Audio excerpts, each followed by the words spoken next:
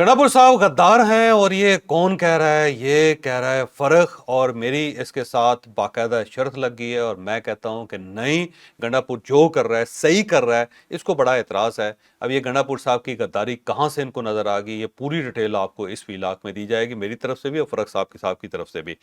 और इंडिया मारा गया है 24 घंटे में। इंडिया के साथ क्या होने वाला है, अमेरिका इसके साथ क्या कर रहा है, रशिया के साथ उसकी कितनी ट्रेड है, चाइना के साथ वो कैसे फंसा हुआ है, और अमेरिका ने किस तरह इंडिया को जकड़ लिया, ये भी पूरी डिटेल आपको इस वीलॉग में दी जाएगी। और पहली मर्तबा इंडियन मीडिया और इंडियन फौज आमने सामने आ गई और फौज ने मत मार के रख दी है इंडियन मीडिया की। कैसे, पूरी डिटेल आप इस वीलॉग में मुलाजा करेंगे। और अब यूक्रेन ने भी पाकिस्तान को धमकी दे दी, क्या ये वक्त भी आना था? अब यूक्रेनी प्रेसिडेंट को पाकिस्तान के साथ क्या इशू है, ये भी पूरी डिटेल आपको इस वीलॉग में दी जाएगी। लेकिन वीलॉग की तरफ जाने से पहले मेरी आपसे रिक्वेस्ट है कि चैनल को सब्सक्राइब जरूर कीजिएगा और ये जो बेल आइकन है उसको जरूर प्रेस करें ताकि नोटिफिकेशन आपको मिलता रहे। और ये याद रखें कि अच्छी बात सदका जारी होती है। अगर आपको ये वीलॉग अच्छा लगे तो किसी न किसी के साथ जरूर शेयर कीजिएगा। और हमने अपना कॉलम 0 पॉइंट अब ऑडियो फॉर्म में लॉन्च कर दिया है, अब आप हमारे कॉलम सुन भी सकते हो। अस्सलाम वालेकुम नाज़रीन, मैं हूं फर्रुख अब्बास न्यूट्रल बाय जावेद चौधरी में। नाज़रीन, इल्ज़ाम लगाया गया मुझ पे अभी थोड़ी देर पहले। जावेद चौधरी साहब ने कहा कि मैं कह रहा हूं कि गंडापुर साहब गद्दार हैं। जी, मैं नहीं कह रहा, मैं बिल्कुल नहीं कह रहा, लेकिन ये मैं साबित करूंगा कि ये ऐसा क्यों कहा जा रहा है। उनके अपने वर्कर्स जो हैं, उनके अपने वर्कर्स ने नारे लगाए हैं उनके खिलाफ गद्दारी के।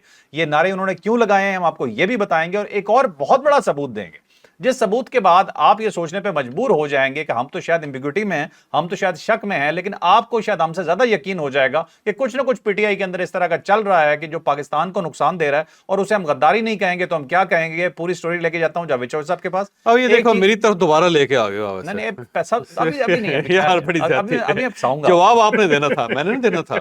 जवाब आपने देना था। ठीक है, अभी एक तो मैं उनसे ये पूछूंगा कि ये जो सबूत आपके सामने मैं रख रहा हूं, ये जो नारे हैं, क्या ये आपको उनका वर्कर कह रहा है? हम नहीं कह रहे, उनका वर्कर कह रहा है। दूसरा, एक ट्वीट आया बड़ा खतरनाक, उसके बाद आप पीटीआई के बारे में क्या कहते हैं? और आज जो हुआ, जो आज आपने देखा पाकिस्तान की सड़कों पे कुछ नजर आया या नहीं आया, उसे हम एक कामयाब एहतजाज कह सकते हैं या नहीं कह सकते? ये पूरी स्टोरी है और जावेद चौधरी साहब से जानेंगे बहुत क्रिटिकली। अब देखो मेरे ऊपर फिर आपने डाल दिया। देखें, गंडापुर साहब जो है ना सीएम है, चीफ मिनिस्टर हैं, और एक चीफ मिनिस्टर की कुछ और जिम्मेदारियां भी होती हैं। सिर्फ एहतजाज नहीं करना होता, उन्होंने एस्टेब्लिशमेंट के साथ मिल के अपना सूबा चलाना होता है, वफाक को उन्होंने राजी मुझे रखना लगा होता है। भागना भी होगा। अब देखो वहां पे आपका ख्याल था गंडापुर साहब खड़े होकर मार खाते? मार नहीं तो नहीं खानी चाहिए थी फिर CM वर्कर को। मार क्यों खा रहे हैं?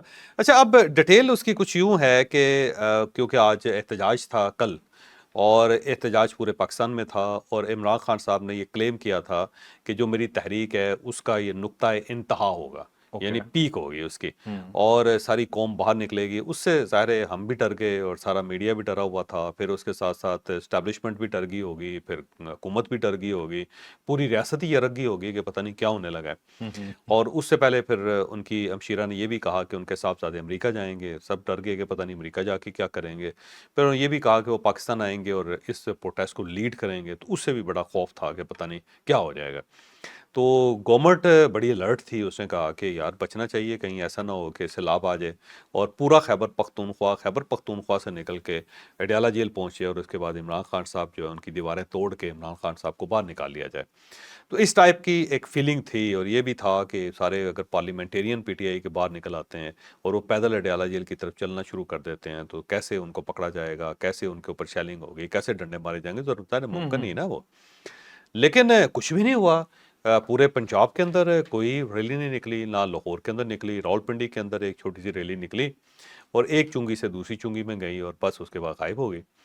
और लाहौर तलाश ही करता रहेगा किसी लीडर को कि आए वो हमें कहे और हम बाहर निकलें। पीटीआई का एक क्लेम था कि हमारे 300 कारकुनों को गिरफ्तार कर लिया गया है लाहौर के अंदर या पंजाब के अंदर। अब सवाल ये है कि क्या आपकी पूरी तहरीक जो थी वो सिर्फ 300 लोगों पे डिपेंड कर रही थी कि वो 300 लोग गिरफ्तार हो गए, उसके बाद तहरीक खत्म हो गई? भाई आपके पास तो मिलियंस बल्कि करोड़ों की तादाद में लोग होने चाहिए, और लोग आपके पास हैं बकौल आपके। तो अगर वो सारे निकल आते तो किसकी मजाल थी? कौन सी पुलिस थी जिसने ठहरना था?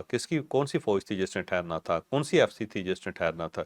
कौन سی گورنمنٹ تھی جس نے کوئی نہیں ٹھہر رجسٹ کرنا، کسی نے رجسٹ نہیں کر سکتی تھی، پھر تو ظاہر ہے ہر چیز ہی پلٹ جاتی. بالکل اسی طرح جیسے ملینز نہیں تھے، ہزاروں میں لاکھوں میں لوگ نکلے بنگلہ دیش کے اندر، اور وہاں حسینہ واجد مکمل طور پہ فارغ ہو گئے. آپ دیکھ لیں وہ اپنے گھر واپس نہیں جا سکتی، ملک واپس نہیں جا سکتی، اور وہاں پہ ہر چیز بدل گئی. اور آپ کے پاس تو اس سے کئی زیادہ لوگ تھے، نہیں نکل سکے. پھر میرا خیال یہ تھا کہ خیبر پختونخوا کے اندر تو بہت بڑا مارکا ہوگا اور بڑی ریلی ہوگی، اور تاریخ کی سب سے بڑی ریلی ہوگی. ایک تو انہوں نے کہا کہ نہیں جی ہم ہر اضلاع میں کر رہے ہیں، تو ہر ضلع کے اندر سے تو کوئی خاص خبر نہیں آئی کسی جگہ پہ بھی. ہوتا ہے نا کوئی کہا جائے کہ کوئی ضلع ہے جس کے سارے لوگ ہی پار نکل آئے، بلکہ سینکڑوں کی تعداد میں لوگ نکلے، اس سے بھی زیادہ نہیں. پھر انہوں نے گنڈا پور صاحب نے یہ اعلان کیا ہوا تھا کہ پشاور کے اندر جو میں لے کے نکلوں گا پھر دیکھوں گا، تو وہ ایک تو 7 گھنٹے وہ غائب ہی رہے، کوئی سمجھ نہیں آئی کسی کو کدھر گئے. اور پھر وہ اچانک سامنے آئے، اور مغرب کے وقت انہوں نے ایک تقریر کی، انہوں نے کہا دیکھو پورا پشاور باہر ہے. اور جب پشاور لوگوں نے دوسری طرف دیکھا تو تھا ہی کوئی نہیں. اب یہ عجیب سا پشاور ہے جو غائب ہو گیا، کسی کو نظر ہی نہیں آ رہا. پھر وہ تقریر کر کے انہوں نے کہا جی کہ اب جو آج ہم نے کیا ہے وہ 13 اور 14 تاریخ کو بھی ہم وہی کریں گے، اور کارکنوں کو کہا ہے کہ اسی طرح کرنا ہے آپ نے. اب مجھے یہ سمجھ نہیں آئی کہ وہ مشورہ دے رہے ہیں لوگوں کو یا کیا کہہ رہے ہیں. یہ ٹیکنیکل وجہ ٹیکنیکل کہتے ہیں 13 اور 14 اگست کو بھی ہم نے یہی کرنا ہے، یعنی کہ ہم نے بعد گنڈا میں پور نکلنا. صاحب کی ٹیکنیکل وجہ بہت تیز آدمی، مطلب یہ تو ہم نہیں کہہ سکتے نا کہ ایک وہ صوبہ چلا رہے ہیں، بے شک اس کے اندر میں 100 اعتراض ہیں، لیکن ایک عہدے پہ بیٹھے ہیں، ایک پولیٹیشین ہے، زندگی گزاری ہوگی، معصوم تو نہیں کہہ سکتے کہ بہت سیدھے ہیں. لیکن وہ تقریر بڑی زبردست کی، انہوں نے کہا دیکھو جی بالکل ایسا لگ رہا ہے جیسے جمع غفیر ہے اور سامنے کوئی ٹھاٹھے مارتا ہوا سمندر ہے شوہر عوام صاحب کا.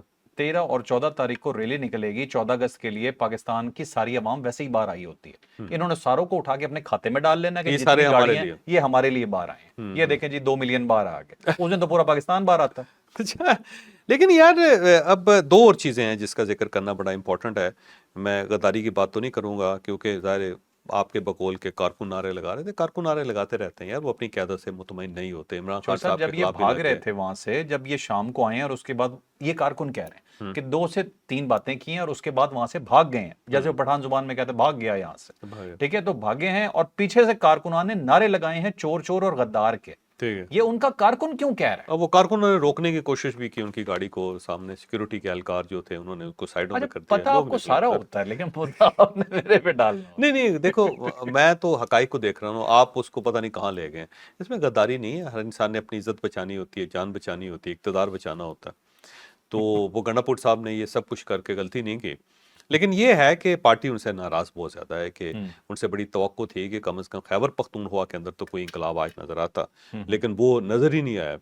دوسرا خیبر پختونخوا کے ایم این ایز اور سینیٹرز بھی غائب رہے، اور چکری پہ علیمہ خان صاحبہ جو تھی وہ بیچاری بیٹھی رہی وہاں پہ، اور یہاں سے لوگوں نے کہا جی ہم چاہ رہے ہیں، کوئی بندہ وہاں پہ نہیں پہنچا. محمود اچکزئی صاحب اور سلمان اکرم راجہ صاحب وہ گئے تھے. تو وہاں پہ کھانا شانا کھا رہے تھے نا، ورکر بار بیچارہ رول رہا ہے، وہ آرام سے کھانے کھا رہے ہیں وہاں بیٹھ کے، ساری قیادت کھانا کھا رہی ہے. یہ تصویریں تو چل رہی ہیں یار، لیکن مسئلہ یہ کہ کیا بندہ کھانا بھی نہ کھائے.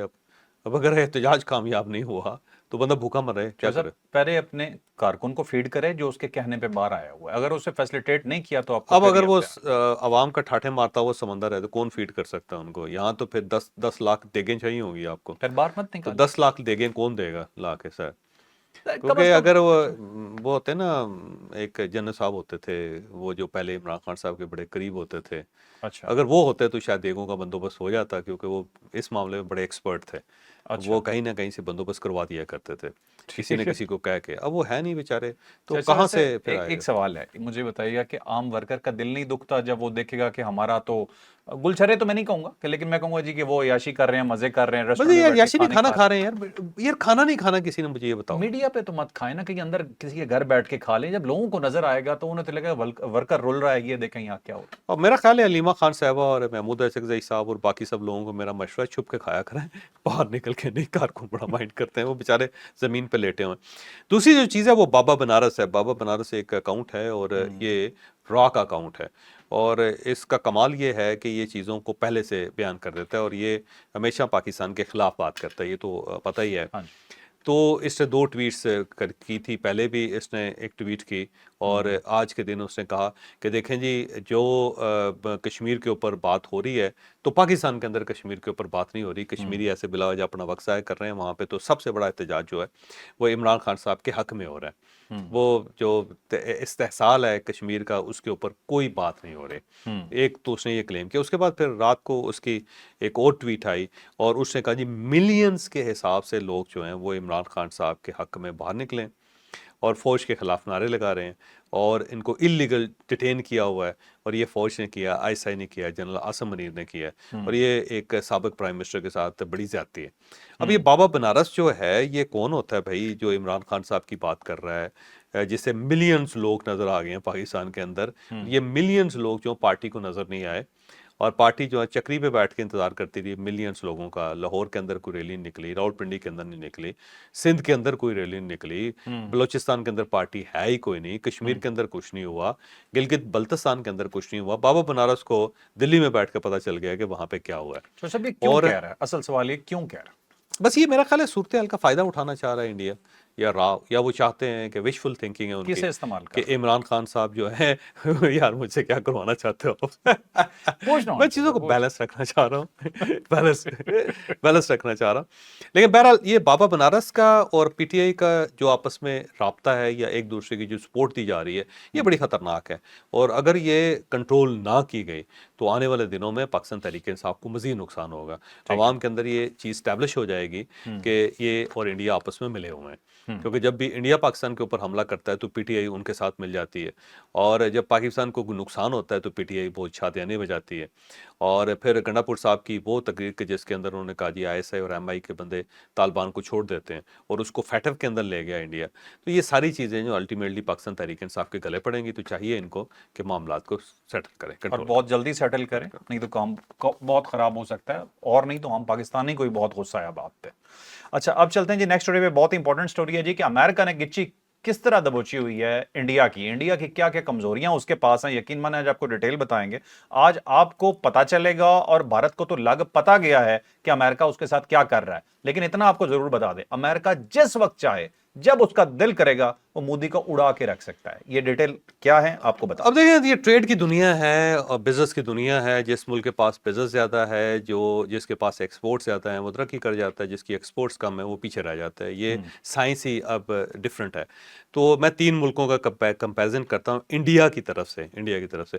اب انڈیا کی چائنا کے ساتھ جو ٹریڈ ہے وہ $120 بلین کی ہے، بہت بڑی ہے، یہ ذہن میں رکھیں، اور $120 بلین میں کیا ہو رہا ہے، $120 بلین کی امپورٹ ہے چائنا سے انڈیا کی، جو خرید رہا ہے $120 بلین کی، یعنی کہ اب دیکھیں چائنا اور انڈیا کے ساتھ اختلافات بھی بہت زیادہ ہیں، لیکن اس کے باوجود انڈیا چائنا سے امپورٹ بھی کر رہا ہے، تو $120 بلین کی امپورٹس ہیں انڈیا کے اندر چائنیز پروڈکٹ کی، ٹھیک ہے، اور جو انڈیا ان کو ایکسپورٹ کر رہا ہے وہ صرف $15 بلین کی، یعنی $15 بلین کی کچھ نیچرل چیزیں ہیں، اور جو را مٹیریل ہے جو چائنا کو وہ دیتا ہے، کوئی فنش پروڈکٹ نہیں ہے، فنش پروڈکٹس جو ہیں وہ چائنا سے لے رہا ہے، تو اب چائنا انڈیا کو کیا دے رہا ہے $120 بلین کی پروڈکٹس، اور انڈیا ان کو کیا دے رہا ہے $15 بلین کے ان سے چیزیں ایکسپورٹ کر رہا ہے، ٹھیک ہے۔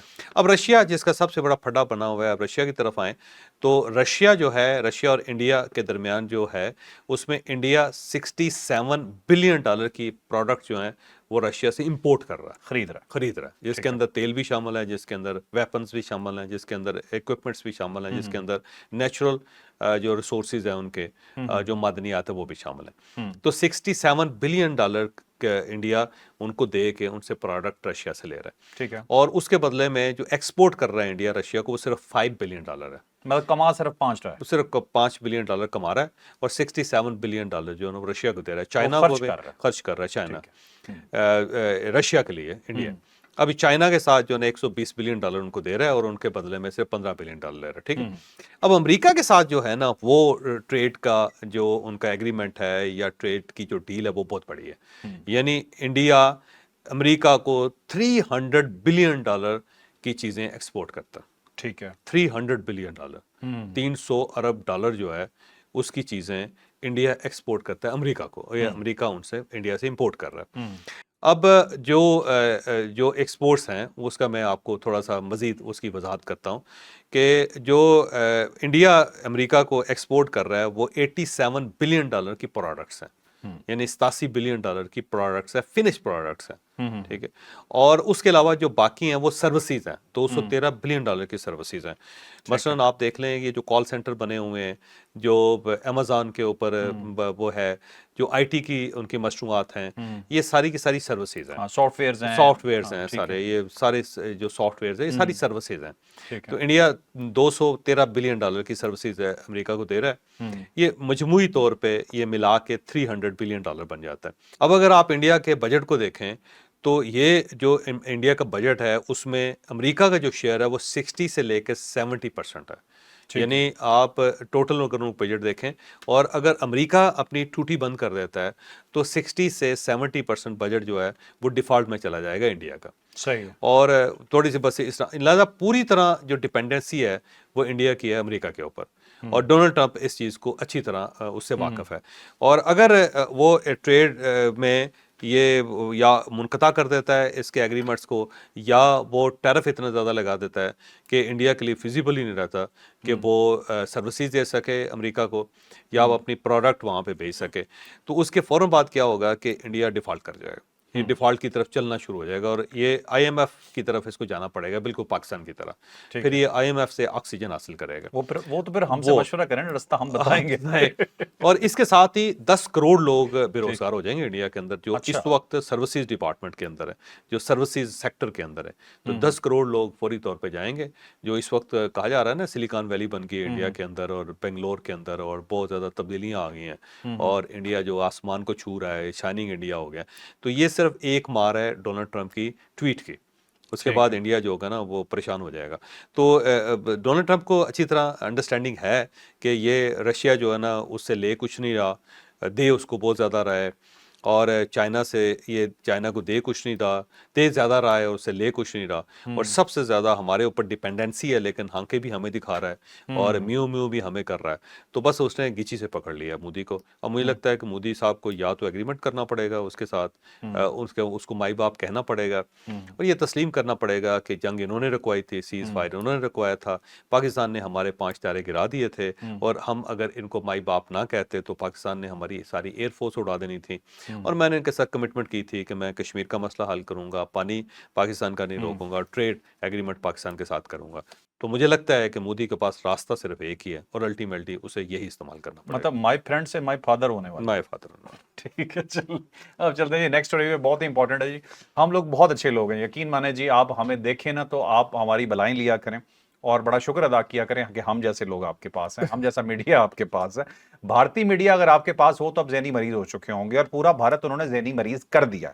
اس وقت انہوں نے ایک ایسی حرکت کی ہے کہ ان کی فوج جو ہے نا، خود ان کی فوج عموماً ایسے کرتے ہیں کہ ان کا ساتھ دے رہے ہوتے ہیں لیکن اگلا ساتھ جوڑ دیتا ہے کہ بھائی ہمارا ساتھ نہ دو. تو اپنی فوج کے ساتھ ان کے اپنے میڈیا نے کیا کیا ہے، پھر فوج کو کیا کرنا پڑا، یہ ڈیٹیل سے سٹوری آپ اب جو گودی میڈیا ہے، جو ظاہر نریندر مودی کا میڈیا ہے، اس نے کل سے یہ خبریں پھیلانی شروع کر دی تھی کہ پونچھ سیکٹر میں بلا اشتعال فائرنگ ہو رہی ہے اور پاکستان کی طرف سے ہو رہی ہے، اور پاکستان نے سیز فائر ختم کر دیا، ٹوٹ گیا، اور اب یہ جنگ سٹارٹ ہو گئی ہے اور جنگ ہونے والی ہے. اور وہاں پہ لوگوں نے راشن اکٹھا کرنا شروع کر دیا، انہوں نے رونا پیٹنا شروع کر دیا. ان سب کا خیال تھا کہ ابھی جہاز آنے شروع ہو جائیں گے اور ساتھ ساتھ ڈرون آنے شروع ہو جائیں گے اور یہ جنگ سٹارٹ ہوگی. تو ٹیلی ویژن سکرینوں کے اوپر تو جنگ چل رہی تھی، اور پھر سوشل میڈیا کے اوپر بھی چلنے شروع ہوگی. لوگوں نے ٹویٹس کرنے شروع کر دیے، اور بڑا انہوں نے جس کو کہتے ہیں شور و غوغا کرنا، وہ انڈیا کے اندر شروع ہو گیا. اور اتنا زیادہ ہوا کہ لوگوں نے فوج سے پوچھنا شروع کر دیا کہ آپ حالت جنگ میں ہیں، کوئی لڑائی ہو رہی ہے. تو الٹیمیٹلی فوج کو رسپانڈ کرنا پڑا، اور انڈین آرمی نے پہلی مرتبہ یہ رسپانڈ کیا کہ کوئی کسی قسم کی فائرنگ نہیں ہو رہی، کوئی وائلیشن نہیں ہوئی، پاکستان نے سیز فائر کی خلاف ورزی کوئی نہیں کی. تو انڈین آرمی کو بولنا پڑ گیا. تو پہلی مرتبہ ایسا ہوا ہے کہ انڈین آرمی سیدھی ہوئی ہے، اور مجھے لگتا ہے کہ انڈیا کا جو میڈیا اس کے ساتھ بھی وہی کچھ ہونے والا جو پاکستان میں پچھلے 2-3 سالوں سے ہو رہا ہے، کہ ٹائٹ ان کو کھڑکا ضرور دیں گی کہ یار ان کو چپ کراؤ، یہ نہیں تو جنگ کروا کے رہیں گے، یہ پاکستان کے ساتھ ہماری لڑائی کر دیں گے. اچھا چور صاحب، ویسے پاکستانی میڈیا گودی میڈیا تو نہیں، ہم لوگ تو بہت کچھ بولتے ہیں، بہت کچھ کہہ جاتے ہیں، لیکن جس طرح کا انڈین میڈیا ہے وہاں پہ یہ ایک نہیں، وہ چلے گئے ہیں سارے جو لوگ پہلے کرتے ہوتے تھے نا، وہ کوئی لندن میں بیٹھا ہوا ہے، کوئی امریکہ میں بیٹھا ہوا ہے، کوئی جرمنی میں بیٹھا ہوا ہے، کوئی یو ای میں بیٹھا ہوا ہے. وہ بہادر لوگ جو تھے نا، جو اس وقت کے گودی تھے، وہ گود بھی اجڑ گئی ہے اور وہ سب غائب ہو گئے ہیں. اب جو آپ جیسے لوگ رہ گئے ہیں جن کا زیادہ سے زیادہ اگر وہ تیر ماریں تو گاؤں موتر سے آگے نہیں مار سکتے, تو وہ آپ جیسے لوگ رہ گئے, باقی سارے وہ چلے گئے ہیں. سچے لوگ جا چکے ہاں, ہیں. تو اب وہاں سے بھی مجھے لگتا ہے انڈیا سے سچے لوگوں کو جانا پڑے گا. ٹھیک ہے, وہاں چوہے صاحب آخری بات صرف اس ٹاپک میں بتا دیتا ہوں کہ رویش کمار اور ایک دو جرنلسٹ ایسے ہیں جن کے بارے میں کہا جاتا ہے کہ انہیں قابو نہیں کیا جا سکا یا مینج نہیں کیا جا سکا, یہ ورڈ یوز ہوتا ہے. نہیں, انڈین جرنلسٹ کو میں دیکھ رہا تھا, وہ کہتا ہے جی کہ باقاعدہ ہمارے دوستوں کے تھرو, جو پرانے دوست ہیں ان کے تھرو کال کر کے ایجنسیاں کال کرواتی ہیں کہ بھائی باز آ جاؤ جو بھی مودی کے خلاف بول رہا ہے. پاکستان میں یقین مانے جرنلزم کی بہت آزادی ہے. آپ کو اتنے عرصے میں کبھی دھمکی آئی ہے؟ اس میں کوئی شک نہیں ہے کہ واقعی بڑی آزادی. اگر آپ سیف کھیلیں گے, میں سیدھا کہہ رہا ہوں آپ کو, سیف کھیلیں گے تو کوئی دھمکی نہیں آئے گی آپ کو. لیکن اگر آپ بم کے اوپر بیٹھ کے اور سگریٹ پینا شروع کر دیں گے تو پھر یہی ہوگا. تو جب پارٹی بنے گے تو مسئلہ ہوگا ایک نا. ٹائم, ایک لمٹ ہے, ہر آدمی کو اس چیز کا خیال رکھنا چاہیے. اور بار بار میں ایک ہی چیز کہتا ہوں کہ پاکستان ہے تو سب کچھ ہے, پاکستان نہیں تو کچھ بھی نہیں. ملک کو نقصان نہ پہنچائیں, اپنے خیالات کے اظہار کرتے ہوئے, کسی پارٹی کا ساتھ دیتے ہوئے, کسی کی گود میں بیٹھتے ہوئے ملک کو نقصان نہ پہنچائیں. ٹھیک ٹھیک, چلیں ناظرین اب چلتے ہیں نیکسٹ ٹاپک پہ. بہت ہی امپورٹنٹ ٹاپک ہے وہ جی یوکرینین صدر کے حوالے سے. اس کی شکل بھی ہم آپ کو دکھا رہے ہیں. ایک دفعہ امریکہ نے اسے بڑا بےعزت کیا تھا, ڈونلڈ ٹرمپ نے بلا کے اس کی بےزتی کی تھی اور ہمیں بڑا غصہ آیا تھا, برا لگا تھا کہ انسان کو اس طرح سے آپ اپنے پاس بلا کے کس طرح سے بےعزت کر سکتے ہیں. لیکن اب مجھے لگتا ہے ڈونلڈ ٹرمپ بالکل ٹھیک کر رہا تھا, وہ اسے بالکل صحیح طرح سے جانتا ہے کہ عجیب و غریب آدمی ہے. اس نے اب پاکستان کو دھمکی لگا دی ہے اور بھی مختلف ممالک کو دھمکی لگا دی ہے. کیوں لگائی ہے اور کیا وجہ ہے, اور پاکستان نے کیا رسپونڈ کیا, ڈیٹیل سے بتائیں. اور زیلنسکی صاحب نے ان خیالات کا اظہار کیا ہے کہ یہ جی رشیا کی طرف سے کچھ لوگ ہیں, کرائے کے فوجی ہیں, کرائے کے قاتل ہیں جو لڑ رہے ہیں رشیا کی طرف سے. اس میں انہوں نے پاکستان کا نام لے لیا, چین کا نام لے لیا, افریقہ کا نام لے لیا, تاجکستان اور ازبکستان کا نام لے لیا. انہوں نے کہا جی یہ کرائے کے قاتل جو رشیا نے پکڑے ہوئے ہیں اور ہمارے اوپر چڑھائے ہوئے ہیں اور یہ یوکرین کے اوپر حملہ کر رہے ہیں. یہ عجیب سی بات ہے. ویسے ہماری اپنی لڑائیاں ختم نہیں ہو رہی ہے, ہمارے اپنے بندے پورے نہیں ہو رہے, اور ہم نے رشیا کو جا کے سپورٹ کرنا ہے. یار عجیب بات ہے. رشیا کتنا بڑا ملک ہے, 14 ملکوں کے ساتھ اس کی سرحدیں ملتی ہیں. اچھا, رشیا ختم ہی نہیں ہوتا. آپ ایک سائڈ سے دیکھیں, امریکہ کے ساتھ سرحد ملتی ہے رشیا کی. اچھا, آپ کو پتا ہے؟ نہیں مجھے نہیں پتا, واقعی نہیں پتا. امریکہ کے ساتھ اس کی سرحد ملتی ہے ایک سائڈ سے. اچھا, یورپ کے ساتھ اس کی سرحد ملتی ہے 3 4 5 جگہوں سے. یہ تو آپ کو پتا ہوگا. نہیں مجھے یہ بھی نہیں پتا, یقین نہیں, یہ نالج آپ کے پاس ہے. اور ایکسٹریم جاپان کے ساتھ جا کے ملتی ہے اس سائڈ اچھا. سے. ہاں جی, جاپان کے ساتھ سرحد ہے اس کی, چائنا کے ساتھ اس کی سرحد ہے. تو آپ جاپان دیکھ لیں کہاں پہ, چائنا کہاں پہ, منگولیا کہاں پہ, اس کو دیکھیں. اور اس کے بعد امریکہ کو دیکھیں گے کہاں پہ, اور اس کے ساتھ بعد آپ یورپ کو دیکھیں کہ وہ کہاں پہ. تو اتنا بڑا ملک ہے چائنا, رشیا معذرت چاہتا ہوں, اتنا بڑا ملک ہے. اور اس کو پھر سپاہیوں کے لیے, فوجیوں کے لیے ازبکستان کی ضرورت ہے, تاجکستان کی ضرورت ہے, پاکستان کی ضرورت ہے, افریقہ سے اس نے بندے لے کے آنے. یار کمال ہے. ویسے زیلنسکی صاحب کو بھی سلام ہے بھائی ویسے. اور اس کے ساتھ ساتھ ایک اور بڑی دلچسپ چیز ہے کہ اس سے پہلے جو پاکستان کے اوپر الزام لگ رہا تھا وہ یہ لگ رہا تھا, اور یہ الزام رشیا لگا رہا تھا پاکستان کے اوپر, کہ جو یوکرین کے اندر ہتھیار استعمال ہو رہے ہیں رشیا کے خلاف, وہ پاکستانی ہیں. اور پاکستان جو ہے جنرل باجوہ صاحب کے دور میں انہوں نے کہا جی جنرل باجوہ صاحب نے بڑے ویپنز دیے ہیں, ہتھیار دیے ہیں, اور اب وہ رشیا کے خلاف استعمال ہو رہے ہیں. اور رشیا اس بات پہ بڑا ناراض تھا. اور اب عجیب سی بات ہے, ایک سائڈ پہ ہمارے اوپر یہ الزام ہے کہ ہم زیلنسکی کے ساتھ ملے ہوئے, یوکرین کے ساتھ ملے ہوئے ہیں, ہمارے وہاں پہ ہتھیار استعمال ہو رہے ہیں. اور دوسری سائڈ پہ اب زیلنسکی صاحب جو ہے نا, ان کا کمال دیکھو, وہ یہ کہہ رہے ہیں کہ نہیں یہ رشیا کی طرف سے ہمارے ساتھ لڑ رہے ہیں. بھائی کمال ہی ہے. ویسے میں یہ ایکٹر ہی ہوتے ہیں جی. ویسے ان کا ہم ہیں کس کے ساتھ ویسے سوال یہ یار اس وقت جو ہماری پالیسی ہے بڑی زبردست پالیسی ہے. ٹھیک, اب آپ دیکھ لو ویسے کمال. میں آپ کو نا یہ کاغذ کے اوپر کمال بنا کے دیکھ کے دکھاتا ہوں. آپ دیکھو ایک ٹرائنگل ہے, ایک سائڈ پہ ایران ہے, ٹھیک ہے, اور یہ امریکہ ہے, اور یہ چین ہے, اور تینوں ملک جو ہیں یہ ایک دوسرے کے خلاف ہیں. ایسا ہی ہے نا, ایسا ہی ہے. پاکستان کے تینوں کے ساتھ زبردست تعلقات. اس سے اچھی پالیسی کیا ہو سکتی ہے. اور رشیا کے ساتھ بھی, رشیا کے ساتھ بھی بڑے آئیڈیل تعلقات ہیں پاکستان کے سب کے ساتھ. وہ انویسٹمنٹ کرنے جا رہا ہے پاکستان میں. ہاں سب کے ساتھ. اور امریکہ کو اعتراض نہیں, امریکہ کو بھی اعتراض اور انڈیا کو اس نے گچی سے پکڑا ہوا. ایران سے اب ہم گیس لینے لگے ہیں, سب کچھ کرنے لگے. تو اس وقت پاکستان کی پالیسی واقعی زبردست ہے, میں آنیسٹلی کہہ رہا ہوں. تو لیکن یہ ہے کہ ڈونلڈ ٹرمپ نے جو کیا تھا نا زیلنسکی کے ساتھ, ٹھیک کیا تھا. مجھے آج پہلی مرتبہ محسوس ہے وہ بندہ ہی ہے. ناظرین آپ نے آج کا ویلاگ دیکھا, یقیناً بہت انفارمیٹیو رہا ہوگا. لائک سے سبسکرائب کرنا بالکل نہیں بھولیں گے. اجازت دیجیے, اللہ حافظ. پاکستان زندہ باد.